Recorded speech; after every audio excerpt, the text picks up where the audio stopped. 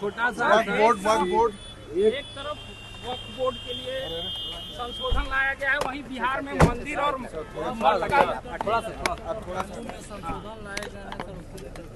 Sir एक तरफ वक्फ board का संशोधन भी लाया गया, वहीं बिहार में मंदिर और मठ का पंजीकरण रुको ना पहले वक्फ बोर्ड को लेकर सर जिस तरीके से विधेयक में संशोधन लाया गया सर पार्लियामेंट में, देखो अभी तो उस पर एतराज बहुत है और रूलिंग पार्टी के तो है ही। मुझे लगता है रूलिंग पार्टी के कुछ ऐसे लोग भी हैं जिनसे उम्मीद थी कि साथ देंगे, वो किसी न किसी बहाने अभी फिलहाल निकल गए हो। इसलिए भी निकल गए होंगे कि इससे उनके वोट बैंक पे या उनके लोगों के वोट बैंक पे बहुत असर पड़ता है, पड़ने की संभावना है। दूसरी बात, विपक्ष का बहुत विरोध है, खासकर इंडिया ब्लॉक का। उनको ये लग रहा है कि इसके में जिसमें कोई महिलाओं को शामिल नहीं किया गया है, जिसमें ये धार्मिक मुद्दा के आधार पे एक विभाजन करने की कोशिश है, ऐसा विपक्ष का और इंडिया ब्लॉक का मानना है। और साथ ही साथ ये भी उनको है कि इसमें नॉन माइनॉरिटीज़ यानी इसमें कुछ हिंदू मेंबर्स को भी शामिल किया गया है, और साथ ही साथ मुस्लिम्स के समुदाय के कुछ ऐसे फैक्ट्स हैं, ऐसे सेक्ट्स हैं, जैसे कि आगा खानी हैं, जैसे कि सिया सुन्नी का जो मामला है, ऐसे बहुत लोगों को शामिल नहीं किया गया। ये बात बहुत बिफर सकती है और बहुत बिगड़ भी सकती है। इसीलिए मेरा ख्याल है रूलिंग पार्टी को इसका एहसास हो गया था और इसको बात को थोड़ी देर की समझदारी आई रूलिंग पार्टी को, और उन्होंने इस मुद्दे को अभी जॉइंट पार्लियामेंट्री कमेटी या जिसे कहे बाद में अगर स्टैंडिंग कमेटी जो भी है, कमेटी के तहत पेश कर दिया गया, कमेटी के पास भेज दिया गया।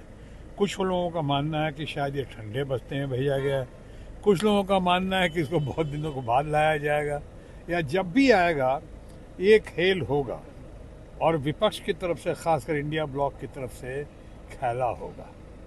तो ये जो है अभी इस पे ज़्यादा कुछ कहने की आवश्यकता है नहीं कि कल ही तो इस पर गर्मा गर्म बहस हुई थी और कल ही इसको भेजा गया वहाँ पे पार्लियामेंट्री कमेटी के पास, जॉइंट पार्लियामेंट्री कमेटी के पास। लेकिन मैं ये कह सकता हूँ कि वाद विवाद इससे बहुत बढ़ रहा है, बहुत बढ़ेगा। लेकिन चूंकि इंक्वायरी कमीशन के पास है, यानी जांच पड़ताल के लिए भेजा गया है वहाँ पे, तो इसलिए अब इससे ज़्यादा कुछ इस मौके पर कहना ठीक नहीं होगा।